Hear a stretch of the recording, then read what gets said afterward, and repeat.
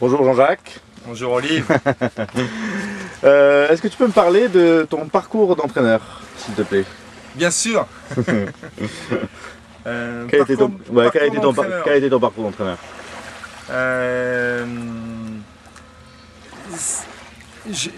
C'est en même temps que je régatais que j'ai entraîné. Voilà, ça a commencé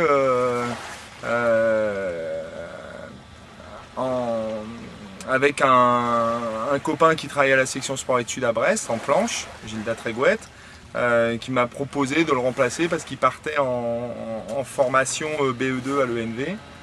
Et ça a été le début du travail d'entraîneur. Donc j'ai d'abord été entraîneur-coureur. Je crois que la première séance d'entraînement que j'ai fait, je l'ai faite avec Jean-Yves Le Desroff sur une vedette vieille de Mathusalem. Et il y avait 3 séries à encadrer en même temps, 4-20, laser, planche à voile. Et on était tous les deux sur la vedette. Voilà, ça c'est mon souvenir de ma première séance. Après, pendant des années, j'ai régaté et en même temps j'entraînais. Un groupe plutôt dynamique. Et jusqu'en 87, où là, on a commencé à mettre pas mal d'argent sur la planche, vu qu'il y avait des coureurs qui étaient sélectionnés pour participer au mondial, au Canada, etc. Et là, en début d'année 87, la décision, en tout cas j'ai pris la décision d'arrêter de régater en même temps d'entraîner et pour ne me consacrer qu'à l'entraînement. Après, les choses se sont enchaînées les unes aux autres. En fin 88, on me propose de prendre l'équipe de France de planche. Donc 92, Barcelone, puis après Atlanta.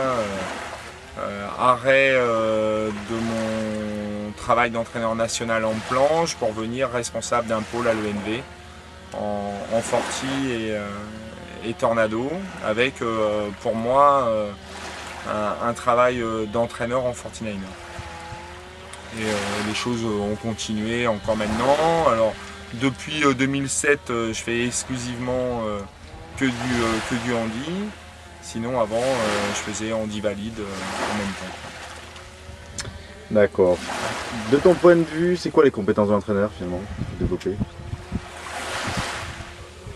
Je pense que l'une des principales qualités, je pense que c'est l'écoute, quoi. C'est l'écoute, l'observation, le fait de pouvoir accéder à la façon de penser ou de voir ou de réfléchir ou de mettre en place du coureur, quoi.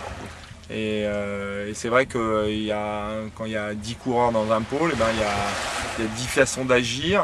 Même si sur le fond, on est tous sur les mêmes fondamentaux. Par contre, c'est sûr que les choses vont se passer différemment suivant les personnalités des gens, etc.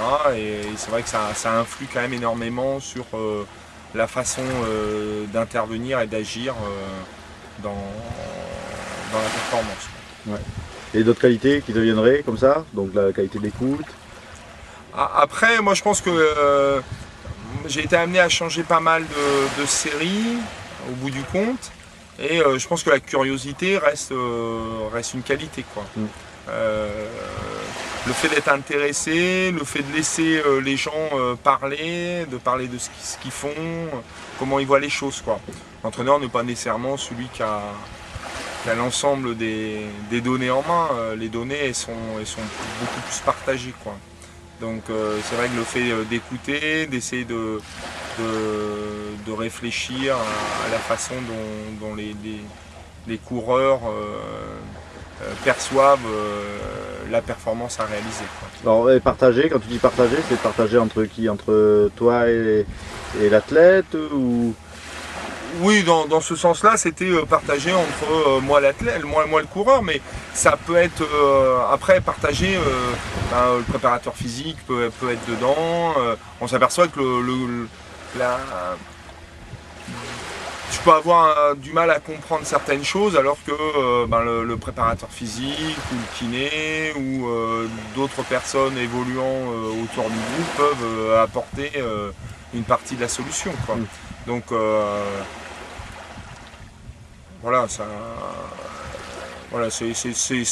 dans le sens large, quoi. Mais en sachant que de toute façon au bout du compte c'est quand même l'entraîneur qui sera amené à prendre des décisions, quoi. Qui reste aussi une qualité, hein, je pense. Ouais. Voilà, non, après voilà, c'est à un moment donné, on agit et c'est vrai que dans l'action, faut être capable de faire la part des choses, quoi. Donc, La part des choses, hein. La part des choses entre ce qui serait utile, ce qui serait superflu, voilà. Ce qui pour nous est réaliste, ce qui pour nous, parce que ça va pas être les mêmes niveaux d'action entre un équipage qui rentre dans un pôle, un équipage qui est déjà expérimenté dans un pôle ou un équipage qui se retrouve en équipe nationale. Donc c'est vrai que là, c'est pas le même type de travail. C'est pas les mêmes besoins, voilà. Comment tu t'es formé alors? Je pense beaucoup sur le terrain. Moi j'ai plutôt le sentiment, je pense que les coureurs que j'ai côtoyés m'ont fortement aidé. Alors les coureurs, les intervenants extérieurs et aussi je pense le père d'un coureur qui sans être trop présent a su à une ou deux reprises m'aider à peut-être structurer ma pensée, quoi. Après, oui, le BE2 a été une source de formation, mais je pense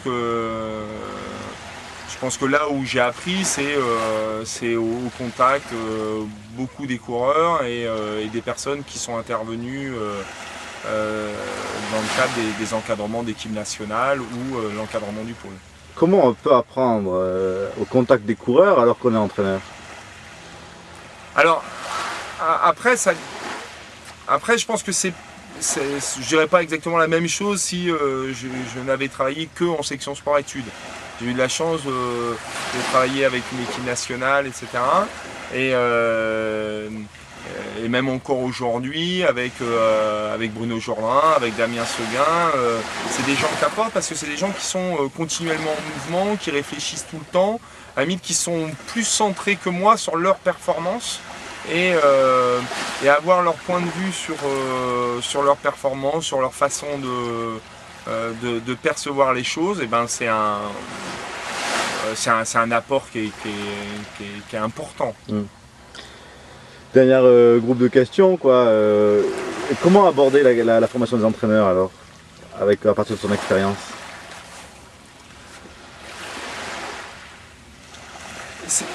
Disons que moi, la formation d'entraîneur, ça serait déjà de pouvoir avoir à certains moments, mais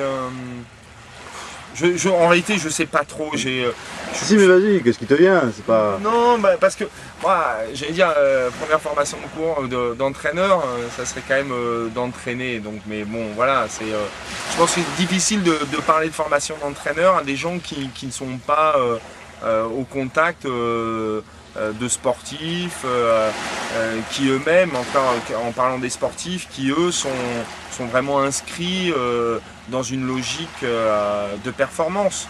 Et je pense que ce qui se passe en école de sport, etc., n'est pas nécessairement, en tout cas les coureurs avec qui on est amené à travailler ne sont pas nécessairement inscrits dans une logique de performance. Et donc à partir de là, si on